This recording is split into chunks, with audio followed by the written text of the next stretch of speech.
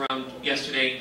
Of course, you'll have doujinshi, which is, I guess, manga made by fans of characters from the favorite manga. Now, a lot of the doujinshi that you have there are imported from Japan. Most of them are in Japanese.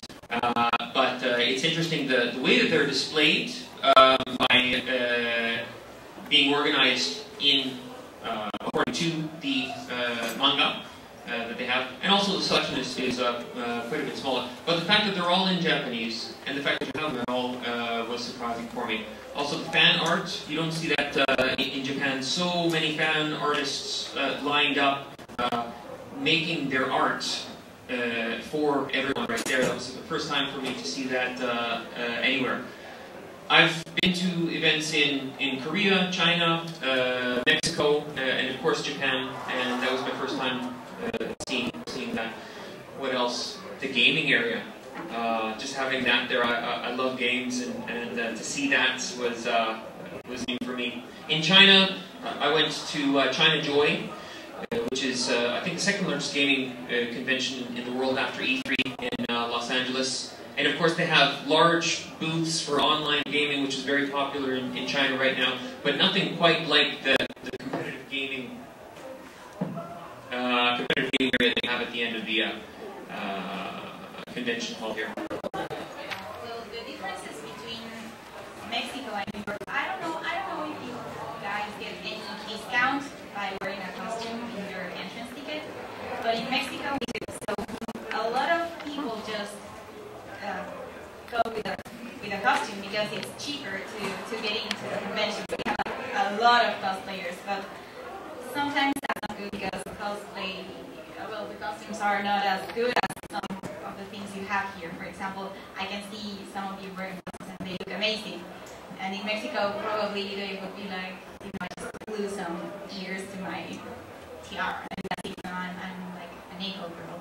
But so here you do it for the fun of it. You do it because you really like it, not just because it's going to give you something else. And in Mexico, sometimes can be like that. But of course, there are lots and lots of people who love cosplay and who go with amazing costumes. And so in that part, we're kind of similar. And but I've been to this convention in the US before, and I can tell you amazing skills and also amazing fabrics. In Mexico, we have maybe like 2 big stores that sell the fabrics, so sometimes you end up having the same costume, exactly the same costume as somebody else, because the fabric is just really similar. You have to really look to find like different laces and ribbons and stuff. So that here you have a lot more. I would really love to go to some shops that you have here at the garment district. I just thought they were like, and yeah, they are amazing. But you have been to events in Mexico? Yes, I was a guest at Comics Guadalajara, where they gave out a prize of $2,000 for the best costume and performance. And I was like, wait a minute, what am I doing here? I gotta go there so I can get some money. Yeah, it was pretty spectacular. I saw a lot of, like you said, a lot of cosplayers all along. And they were freaking out over American cosplayers too, which is kind of weird. Because nobody freaks out over American cosplayers. Oh, there's that person. Oh, okay, I saw them in this. Yeah, I don't know. It's different, but it's exciting at the same time because the Mexican culture is very, very warm and inviting. I guess just like the American culture. I think that's one. Sorry, because my English is not really good, so I tried to focus. In France, cosplay is more. Costume is very, very important, and all details.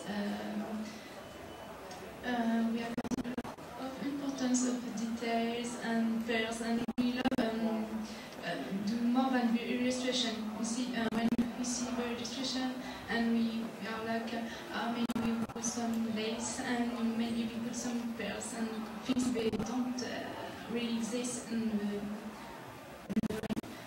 but we like this, and we also really like playing a part on stage. It's very important in France.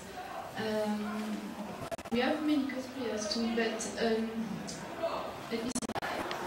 Like the royal cosplayer, it's not very good to say that, but the true yeah. cosplayer, Yes. I guess, would be. I think everybody has the understanding of this is a person who makes their own costumes, Yes, is dedicated to costuming. Maybe is not necessarily costuming for a company, the characters from a game or from an anime or a manga, and getting paid for it. Someone who's truly, doing it for the love of the art. Yeah, and So interesting. The cosplay in France, you will add extra decoration, yeah, because like these bells here. no, we don't make this. Okay. Sorry. But yes, in France, you have a lot of people who are taking sewing courses and contests. It's very, very difficult to be to go on the top. So we have to go better each. So there's lots of competition. Yes. Very. It's important. But it's funny, so it's not like a fight, but it's important. Of course. Yeah. So what about your Anime Festival? You were here for a day already. What are your impressions and differences with Japan Expo in Paris? Oh, yeah. This festival looks like a regular festival in France. We have 10 or 15 festivals in 1 year. And Japan Expo, it's like 10 times bigger than this. It's awesome. I think it's the largest anime manga event in Europe. Yes, we have many cosplayers from European cosplayers come to Japan Expo to do the contest. I think for numbers it was 120,000 guests went to Japan Expo this year. So very large. Yeah. Any other impressions just from what you see, the booths, performances? We don't see performance. So Okay, yeah. yes. Yeah. Right. So, they had the casual cosplay performances last night. But then there's other performances on stage, such as the dating game. There's a dating game kind of performance on stage. There's also combat areas. we have a lot of games, cosplay games in Japan too, all the days. But we don't, never participate to this game because when you do the contest, you have to change in the morning, and they park us somewhere where nobody can see us until the stage. Oh, really? It's like you're isolated.